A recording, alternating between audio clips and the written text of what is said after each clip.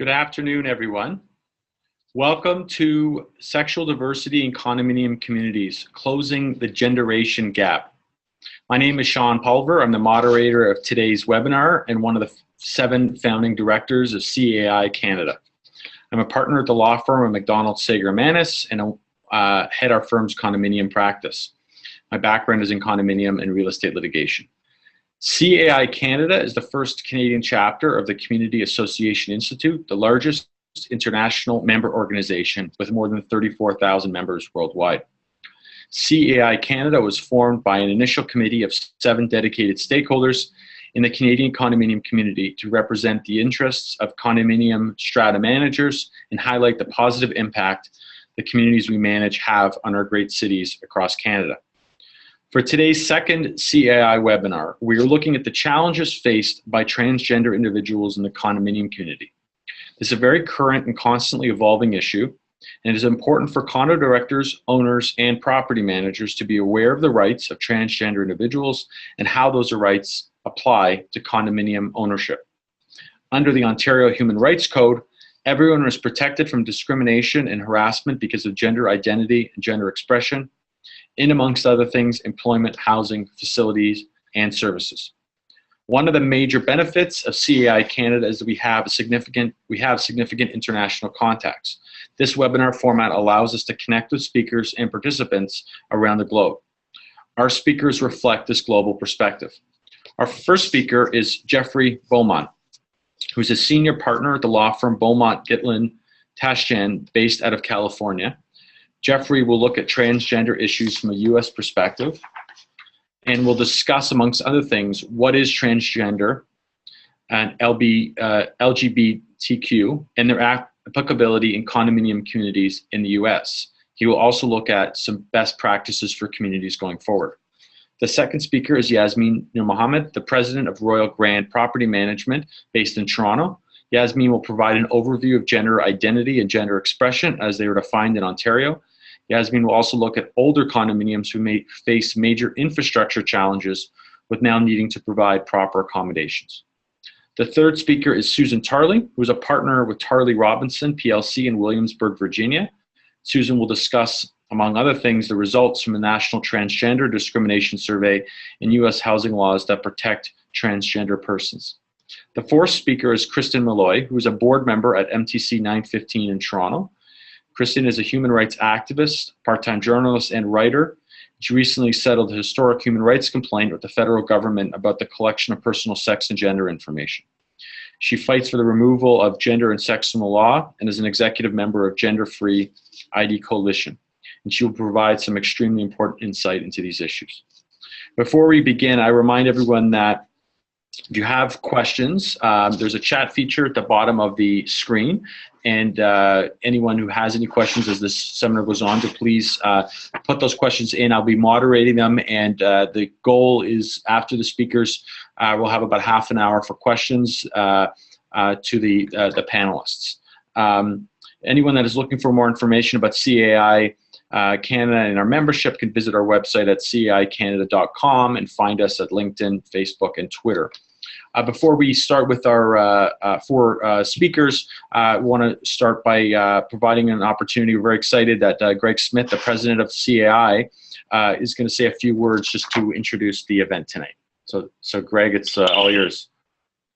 Thank you, Sean. Hi, everyone. I'm Greg Smith, president of Community Associations Institute. On behalf of the CAI Board of Trustees, we are so excited to welcome the Canada chapter to CAI, and we're looking forward to the great things the chapter will do to improve Canadian communities. I'm honored to join you for today's webinar, and I'm looking forward to seeing many of you in Las Vegas next week for our annual conference. For many of you, this may be one of your first exposures to CAI, so I'd like to take just a minute to talk about this great organization. CAI is the only international organization that brings together all aspects of the community association industry, or condo market as it's known in Canada. For me, as a professional community association manager, the education, designations, and networking through CAI has greatly enhanced my career. For the board members on the call, CAI has a wealth of information online, including online courses, templates, articles, and publications that can advise you. And our business partners, the professionals that serve our industry, are able to build their business in this specialized market. Now is a great time in the chapter's infancy to focus on the things that have helped make CAI successful for the last 44 years since 1973: education, networking, and leadership. Education, like today's webinar, has long been a core strength of CAI. Take as many classes as you can and teach whenever you have the opportunity. Meet as many people as you can in the industry, learn what they do, and find out what you can each do to help each other succeed. We're all in this together. Finally, provide opportunities to people to take the next step in their careers and take a chance on someone who has room to grow. I could spend a lot more time sharing with you about CAI's success, exceptional products and services, but the Canada chapter has a great webinar for you, so I encourage you to go to caionline.org to learn more about CAI. Have a fantastic webinar, and welcome again to CAI. Thanks, Sean. Thank you very much, Greg, for taking part and for your introduction. I would like to move on now to our first panelist, Jeffrey Beaumont. And the floor is now yours, Jeff, or the online is now yours. Thank you. Thank you, Sean. And I appreciate being involved in this and being asked to participate. And I mirror Greg's words. I can't speak highly enough about the benefits of participating in CAI and excitement that the opportunities provide you in your career and personal growth. And this is just one of many examples. And I don't know about everybody online, but I'm excited about this topic. Even more excited about the fact that what I read yesterday, Taco Bell is bringing in alcohol to its Canadian stores. Even more excited than that. So maybe California will get that too in their Taco Bells. But what I want to talk about is transgender in CIDs. You know, why are we talking about this topic? From my perspective, it's about making sure that we're advancing and furthering the community and communities, making sure that we are sensitive of the residents' needs in our communities and making sure that we know who our residents are, and we do identify who they are. We're able and equipped to address their needs and desires.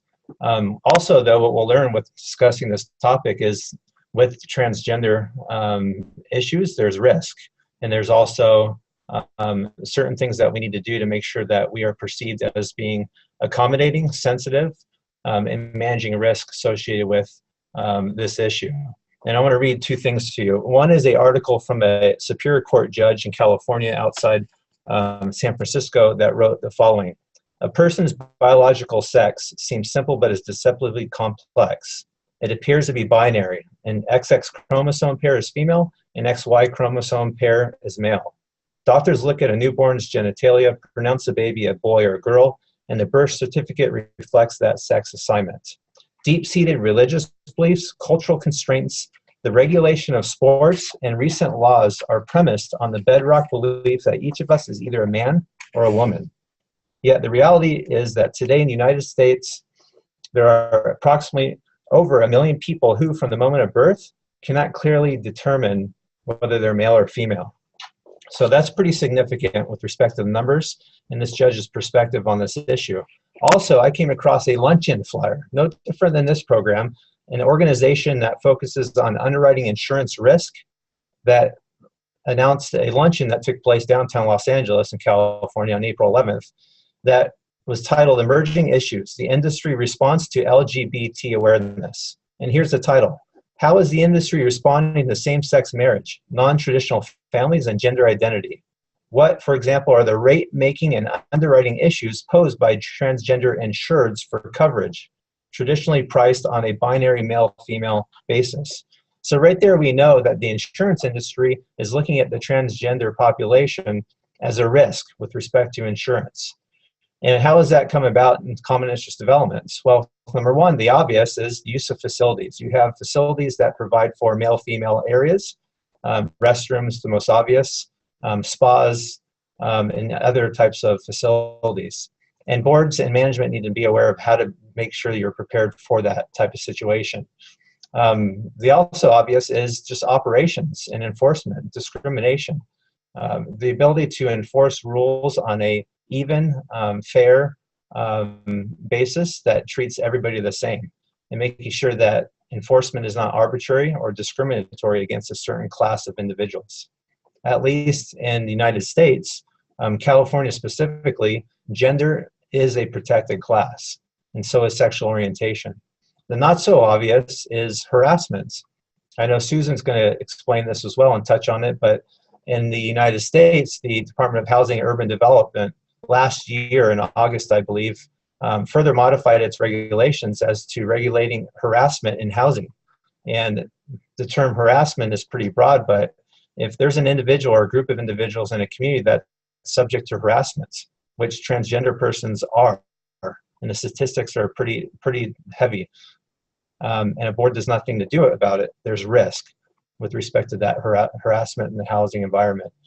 And then lastly, not so obvious, is employment discrimination claims. A lot of our communities have employees and staff, and it's crucial and incumbent to make sure that we're prepared to guide our communities that have staff on how to deal with employees that may be transgender persons. So what is transgender? Transgender is different than sexual orientation. It's gender identity. And the difference between gender identity and sexual orientation, and as Greg said, the national conference is coming up next week, and I'll be presenting with a very special individual who heads up an organization in Los Angeles that focuses on providing services to transgender persons. Her explanation of how to determine, or at least decipher, between gender identity and sexual orientation is pretty clever. Her approach was, think about who you go to bed as at night versus who you would go to bed with. Pretty clever, right? But that kind of distinguishes the difference between sexual orientation versus gender identity.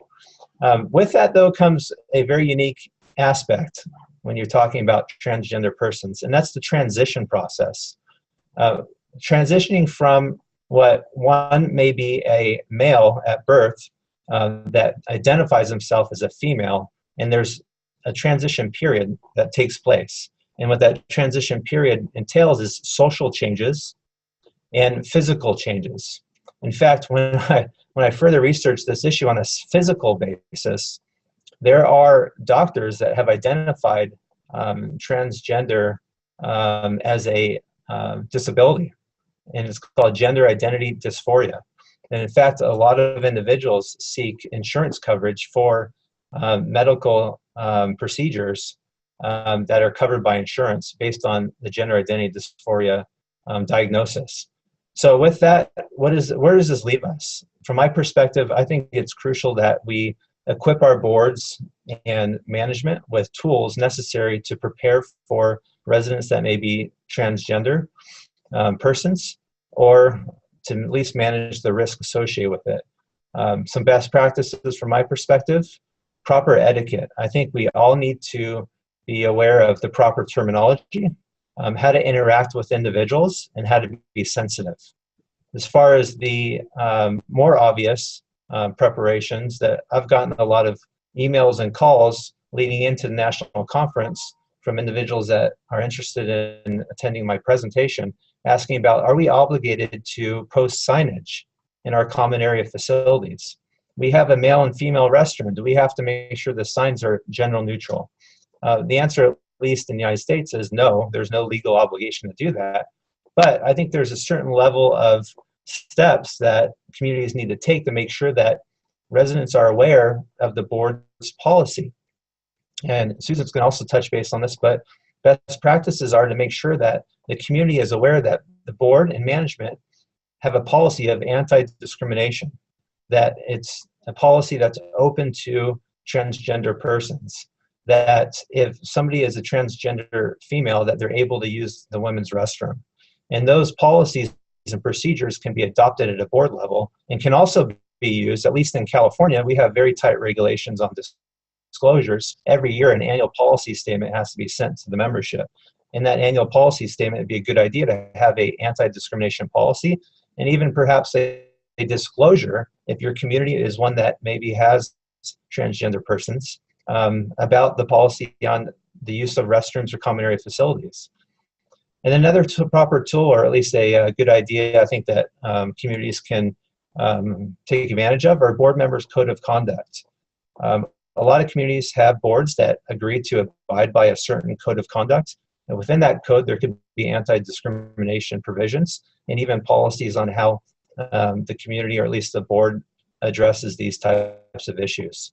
And in those communities with staff, employees, I think this is a very, very ripe area for risk. And this is where an employment lawyer or a lawyer that represents common interest developments needs to be experienced with employment-related issues. And here you need employment policies, procedures, and handbooks necessary to deal with these situations. Because transgender persons, like I said earlier, have certain needs, especially if they're going through a transition process, and that has to be reflected in internal policies and procedures. Also, with respect to best practices, key, I think, is education. And I want to leave it at this. I think the community, the board, management, all need to be educated on this issue.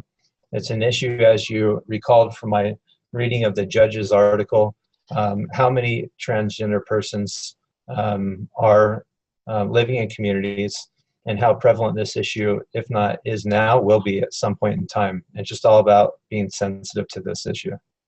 Jeff, thank you very much. We'll have more of an opportunity to continue the discussion once all the panelists have completed their talks. We'll have an opportunity for questions amongst the crowd and questions amongst the panelists as well. So we're going to move on now to Yasmin, who's going to look at matters from an Ontario perspective.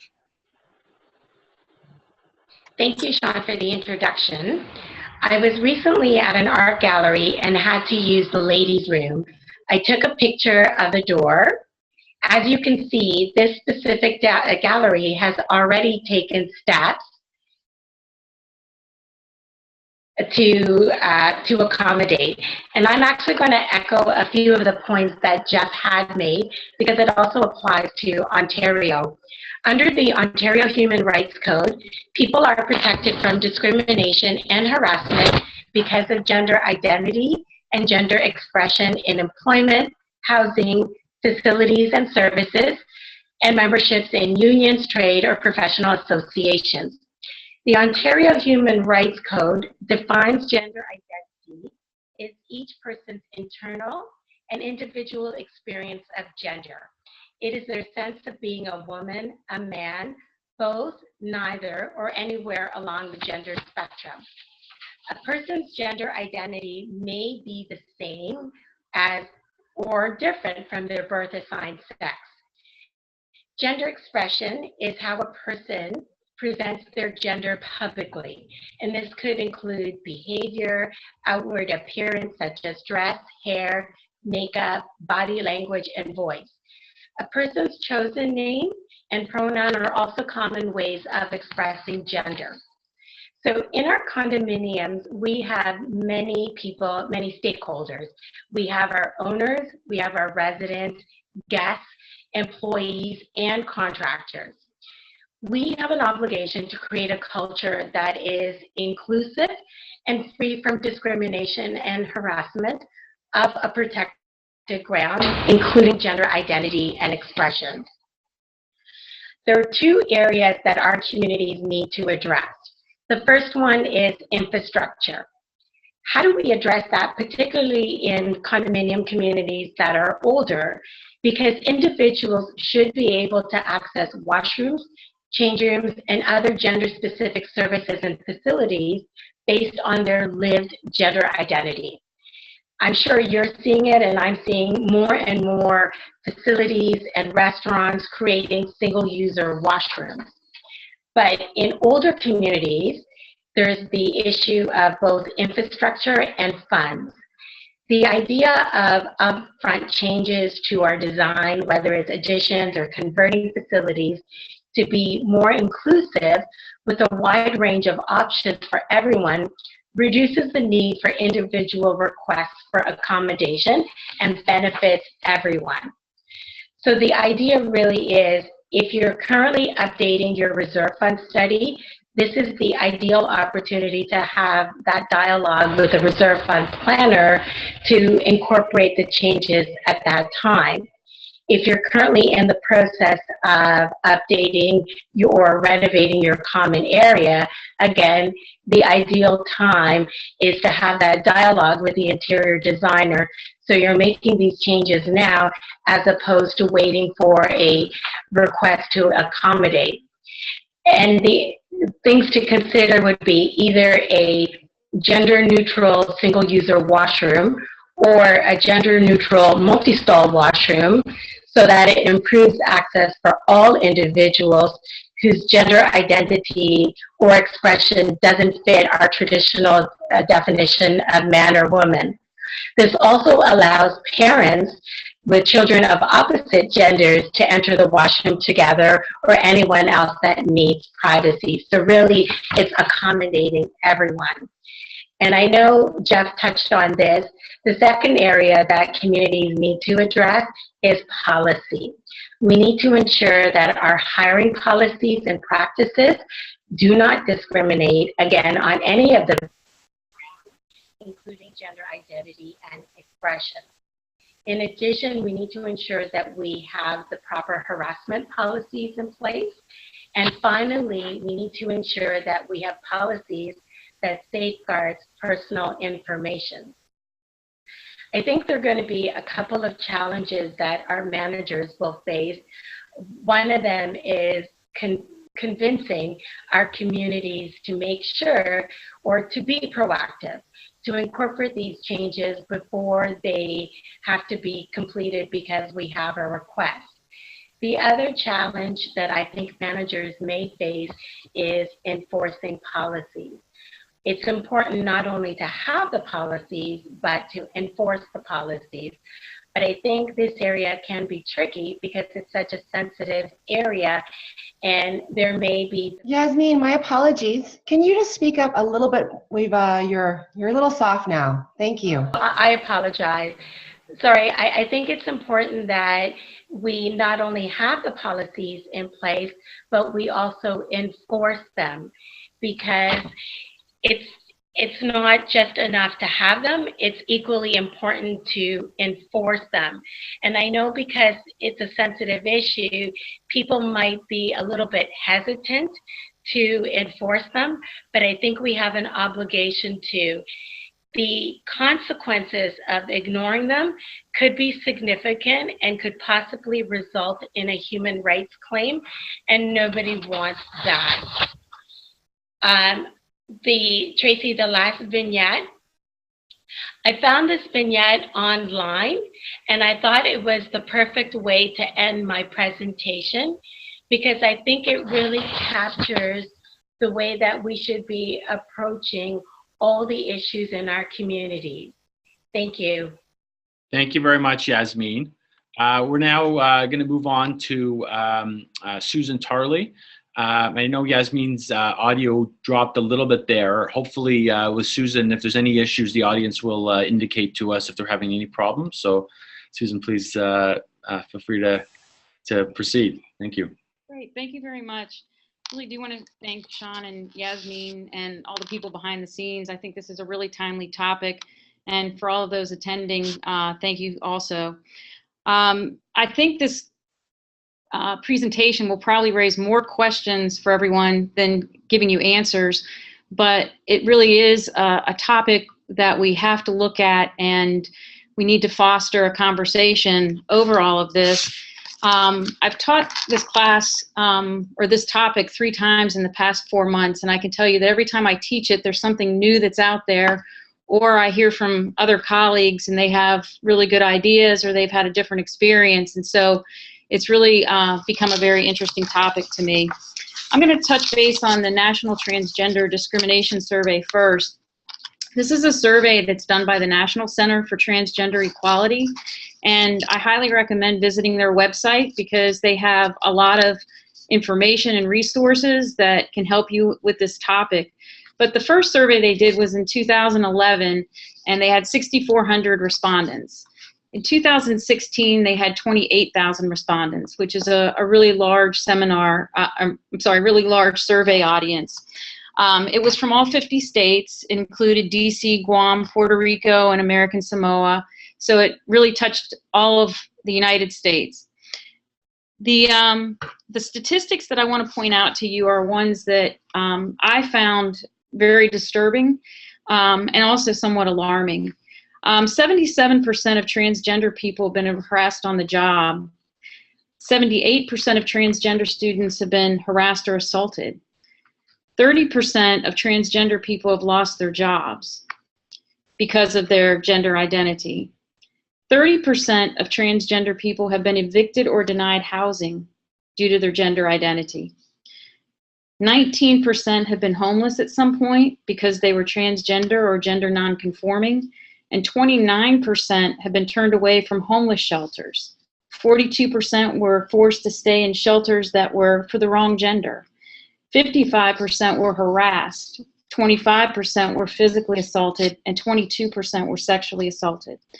Our housing industry also suffers in that only 32% reported owning their own home, which in terms of the United States general population is typically 67%.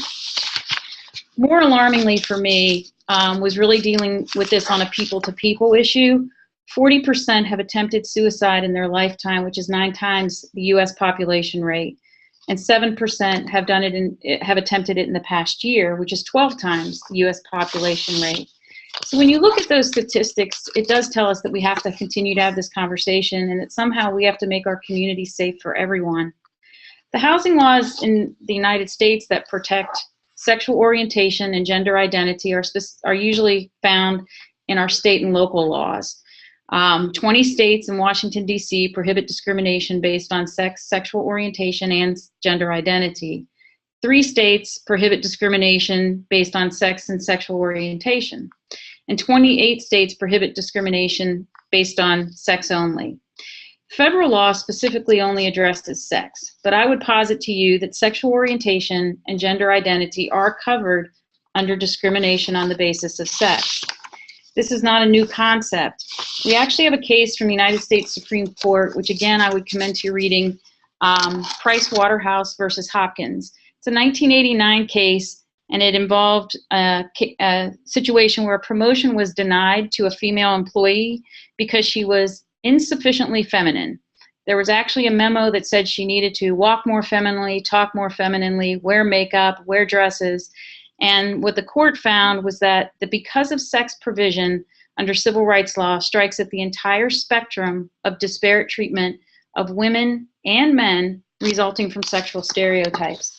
So the law has been there for quite a while. It just hasn't necessarily been applied in a housing case until April 5th, 2017 in the United States. We have our first federal case that found discrimination based on sex for sexual orientation and gender identity. It's Smith v. Avanti. It's from Colorado, a United States District Court case. The Smiths are a lesbian couple, and one of the Smiths is also a transgender person.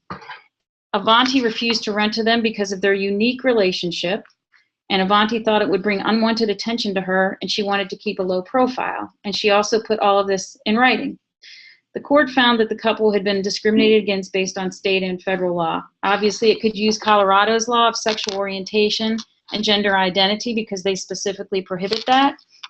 But it also used the federal law based on sex and it cited to Price Waterhouse versus Hopkins. When we look at HUD, Jeff mentioned some of the things about HUD regulations and harassment, and that really goes to creating a hostile environment in neighborhoods. And the language is that third parties can be held responsible for those type of environments. And that leads us to look at our community associations and what they might need to do. And so at the end of my presentation, I'll talk a little bit more about a non-discrimination policy that we would suggest. But the statement from HUD has been that the Fair Housing Act does not specifically include sexual orientation and gender identity as prohibited basis. However, a lesbian, gay, bisexual, or transgender person's experience with sexual orientation or gender identity housing discrimination may still be covered by the Federal Fair Housing Act, and it would be covered on the basis of sex. So I think forward thinking is definitely the way that we have to go in order to have gender and sexual equality and diversity in our communities. And trending law protects sexual orientation and gender identity. The concerns we have for our associations are going to be use of facilities, services, communications, meetings, Jeff mentioned the respectful interaction, and we do have situations where people have refused to use the correct pronoun. They've refused to use the name that the person wants to use, Sam versus Samantha, something to that effect. So consider adopting a non-discrimination policy or expanding on your current policy. It should include really broad coverage of the services and the amenities that are provided by a common interest community. It should also identify the protected classes. And at this point, it should include gender identity or expression and sexual orientation as being covered by sex discrimination. The dilemma we have is, should respect and acceptance have to be mandated or forced upon us before we act? Is trending law enough to support the implementation of a policy? All people who fall under protected classes are just people. So I think when we look at this, yes, it can be a challenge for a community association, but combating discrimination requires leadership. The leaders in any community are the lawyers. Lawyers have always been on the front of the civil rights challenges and trying to make sure that people are treated equally. And so I think lawyers have to continue to fulfill that role. Managers are leaders in our communities. They also have that responsibility, and our boards of directors. So let's accept the challenge and be proactive in implementing policies to celebrate diversity in our communities and best protect our community associations and their members. Thank you. Thank you, Susan, very much. So our fourth speaker is Kristen Malloy, and she's going to be able to bring this back to the Ontario perspective, specifically as a board member who has direct dealings in these issues. So, Kristen.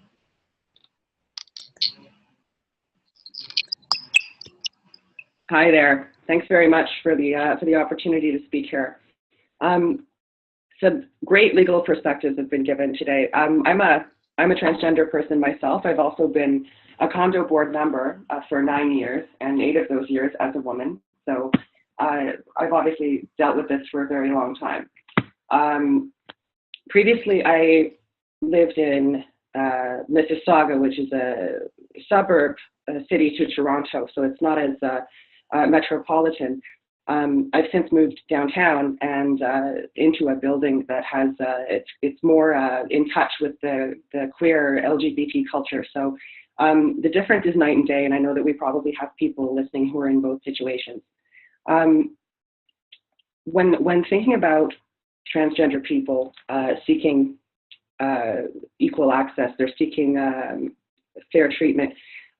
It's not a matter of appeasing or making them happy. A lot of people seem to conceptualize access to restrooms and change rooms as being, somewhat trivial, because it's never touched their life personally, where they've had an experience where they couldn't get into a facility that's appropriate for them. But in truth, it's actually much more like access issues that are faced by people with disability.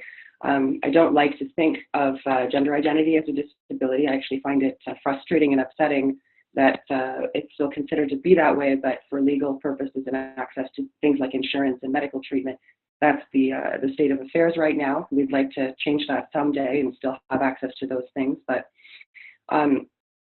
if I can't go outside and go to the mall or the library or my school or my place of work, and have safe access to facilities that I need to do my human biological functions, that's just not a matter of convenience. That's a matter of restriction. I won't be able. That means I can't exist in the world. I can't have a life. I can't have a job. I can't safely be a student or shop or do any of those things.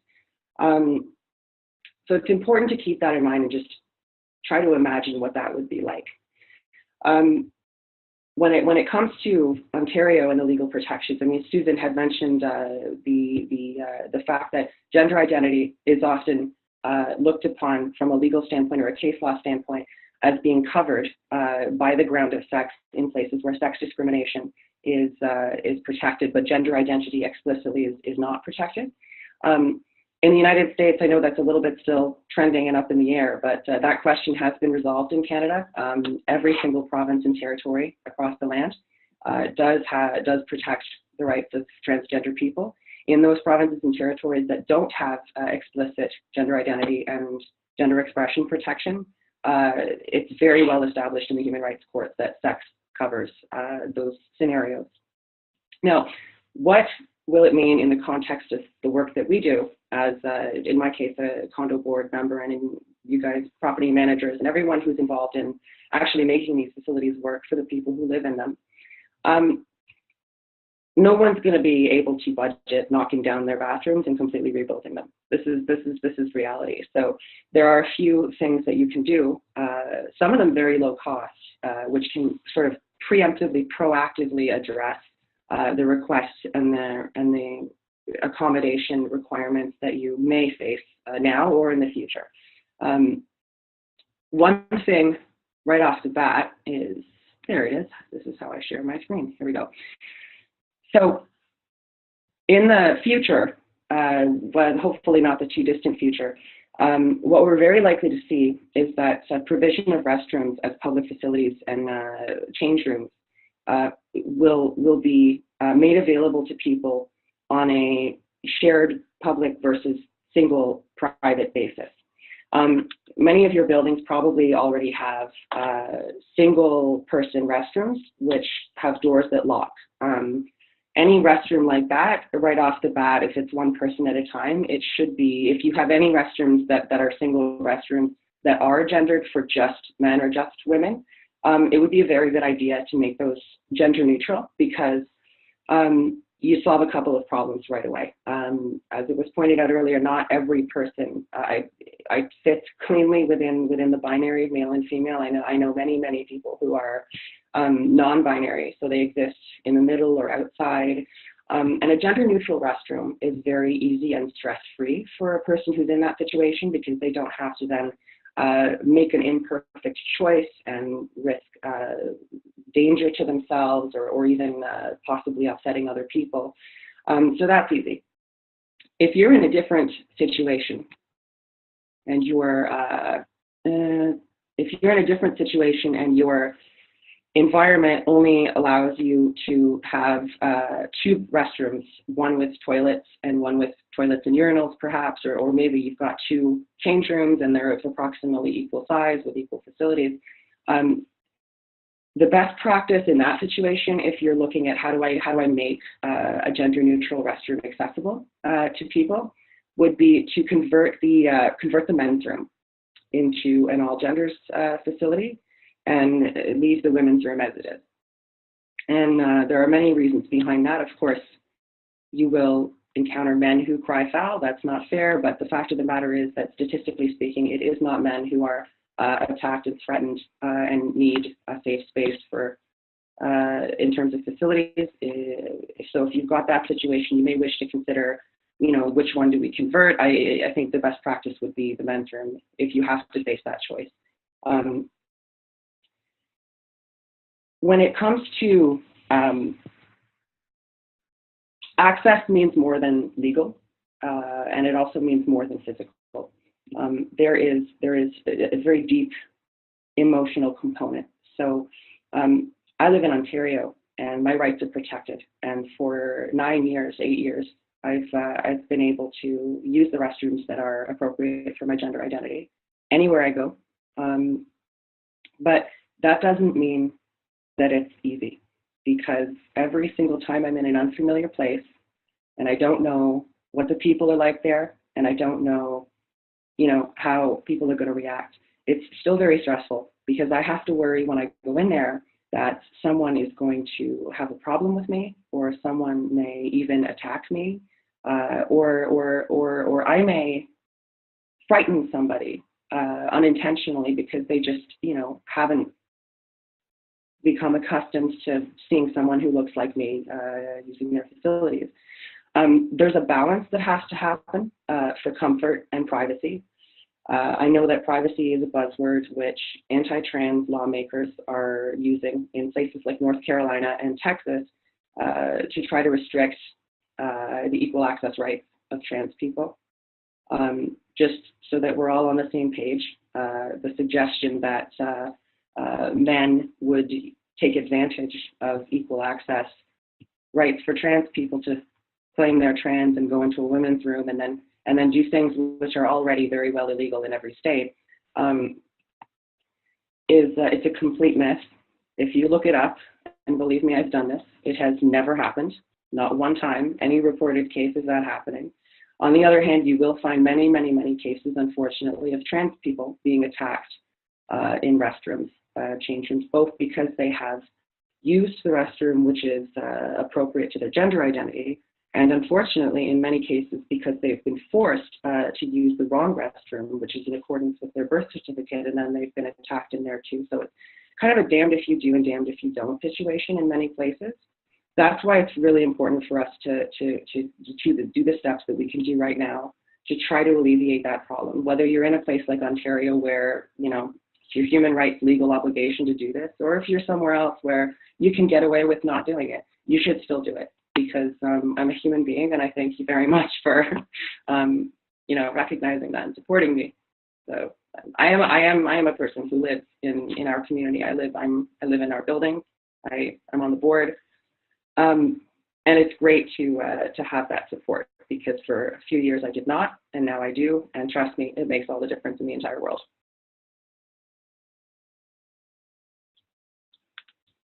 Kristen, thank you very much for your presentation. So what we now have about 15 minutes left in the seminar. So what I thought before we open up, if anyone else has questions, that please they can put them in through the Q&A column at the bottom of the screen.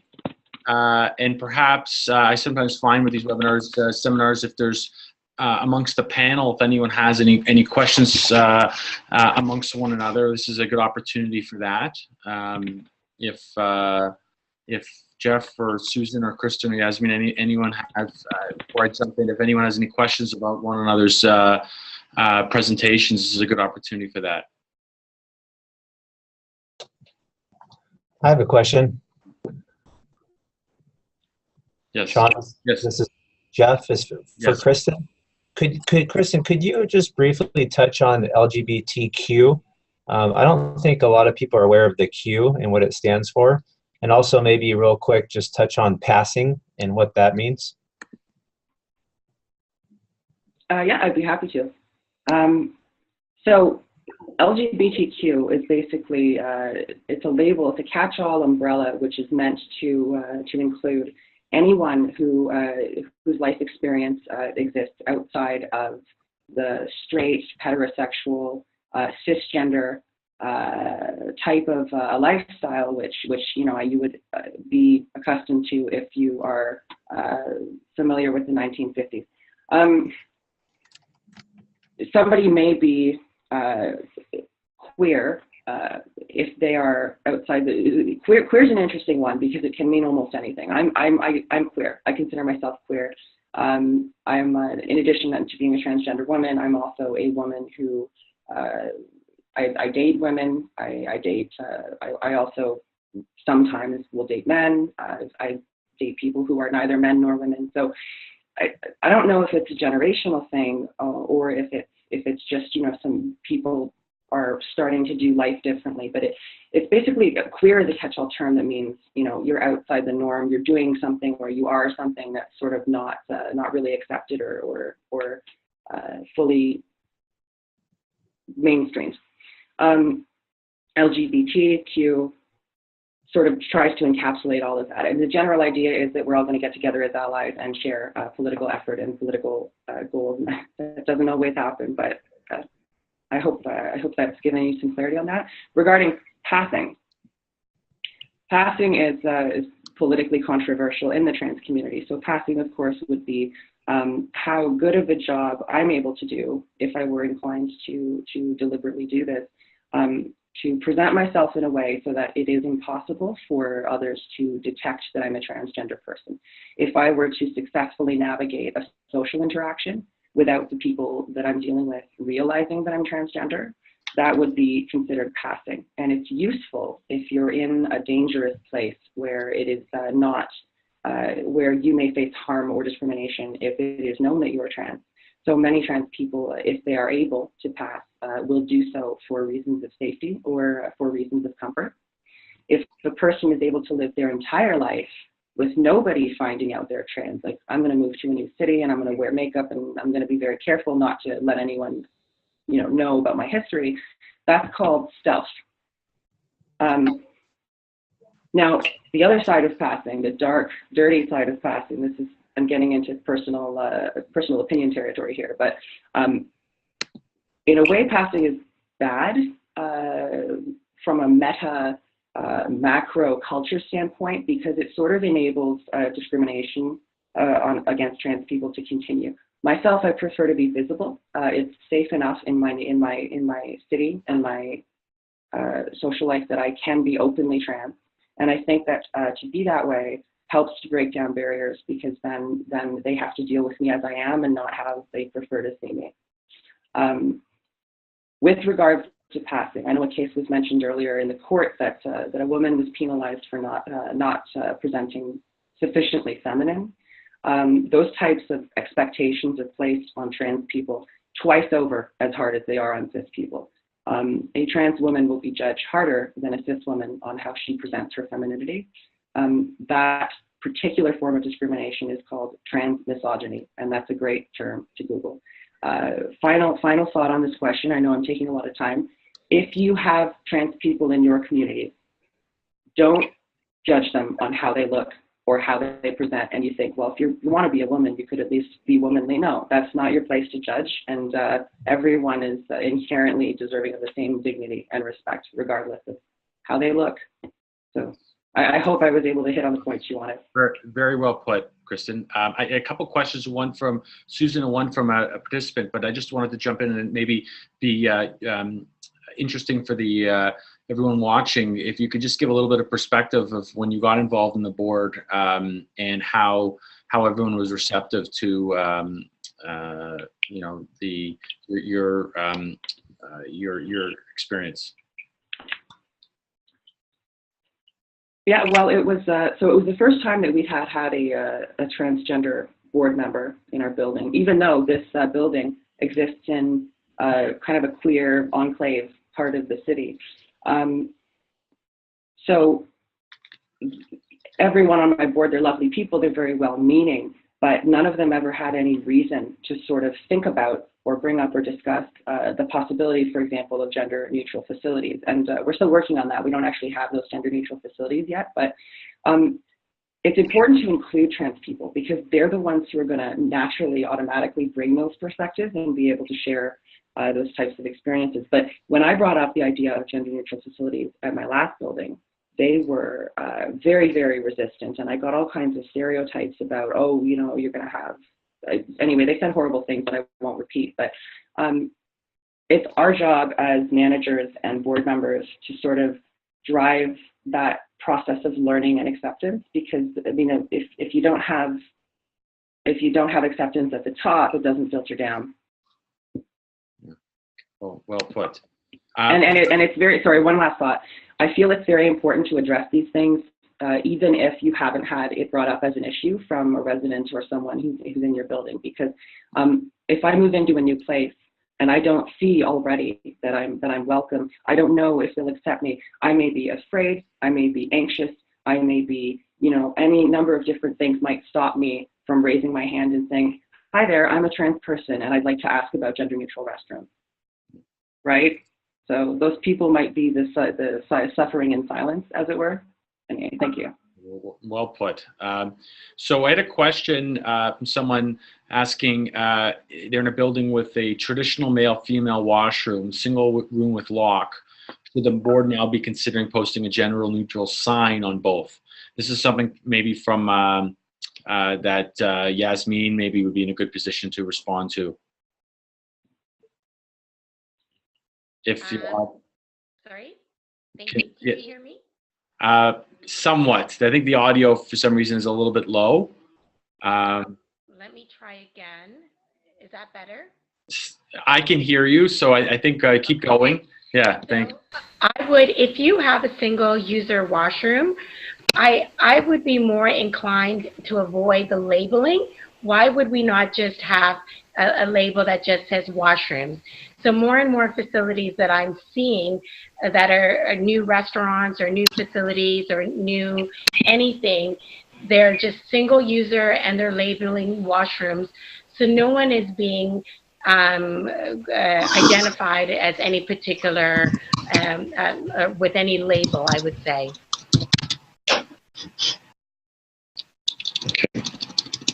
Does anyone else want to comment on that point?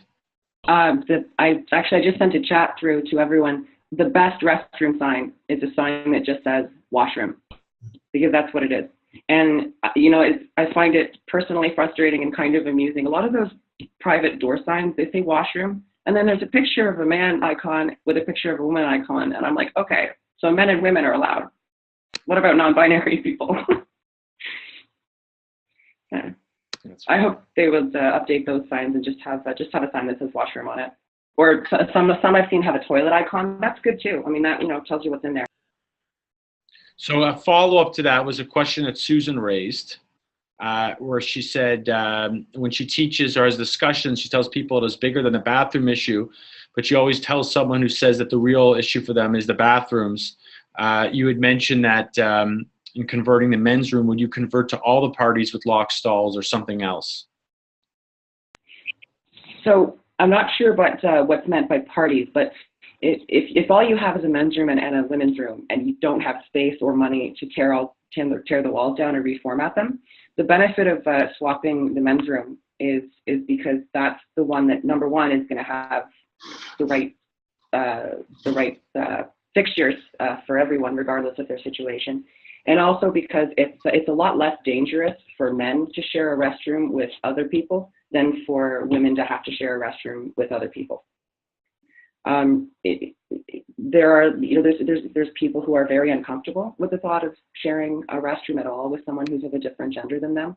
In fact, we must understand and respect there are people with religious requirements that would preclude them from doing that. A private restroom, if you can possibly achieve that, is the solution to all of those problems. One private stall restroom, and you are set, because everyone, if somebody needs privacy for whatever reason, they'll have access to that. I think now Jeff had a comment he wanted to make on this issue.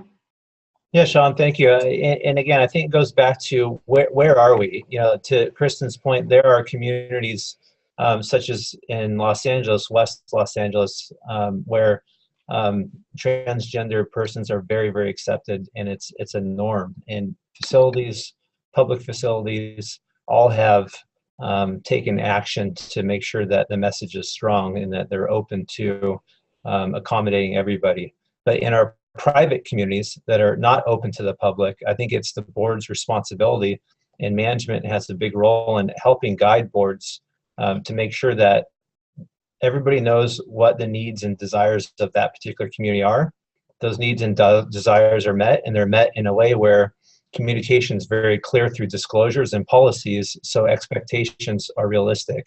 And so if there happens to be any conflict coming from an issue like this, boards and management can turn to existing policies and disclosures to respond in a way where it's clear that we're just following what we believe is necessary for our community, and that this is something that you should not be surprised about and something that should not create conflict, because we are a non-discrimination. We adopt and follow a non-discrimination policy in this community, and we have certain policies with respect to the use of facilities. And that way, if someone should, for example, enter a restroom and be surprised, that's something that should not be a surprise. Yeah, because ultimately, I mean, from a legal perspective, this is something that could be dealt with in by way of condominium rules. And generally, if you have rules, it should be consistent with the legislation that governs the province.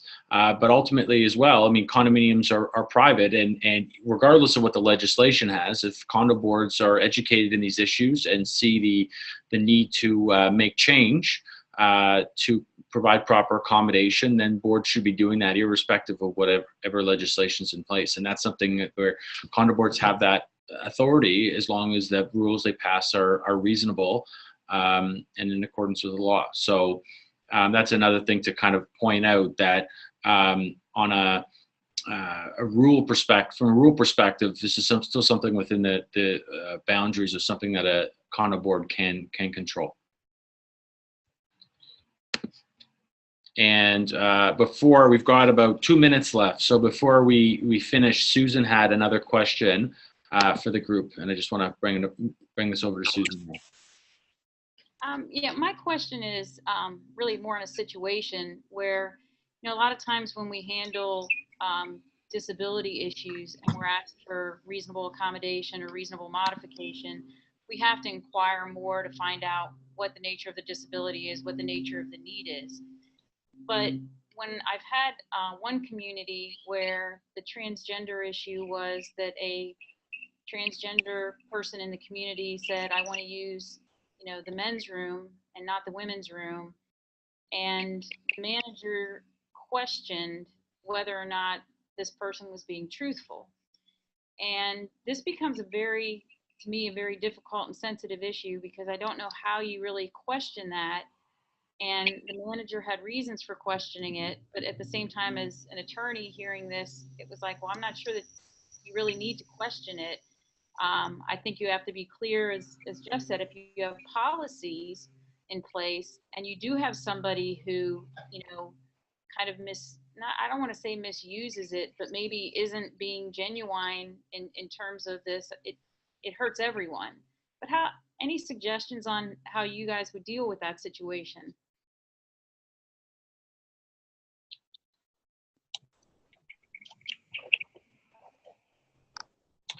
I have a suggestion. I think similar to responding to a request for an accommodation, where someone insists on bringing their emotional support or service animal in the pool area, where the rules prohibit animals in the pool areas, but necessary to accommodate a disability. I think, which at least under the HUD's guidelines, Department of Housing and Urban Development, boards are required to actively participate and engage the resident. And I think boards can ask questions. Maybe call them to closed session hearings before the board, not necessarily a hearing, but just a meet and confer, and let's just meet and talk through this and ask questions and try to find out if the board's able to gather more information to help either dispel that suspicion or maybe to confirm that they are genuine through an investigation. I have a comment too, if that's okay. Sure. I think you have to err on the side of believing a person about what they express is their gender.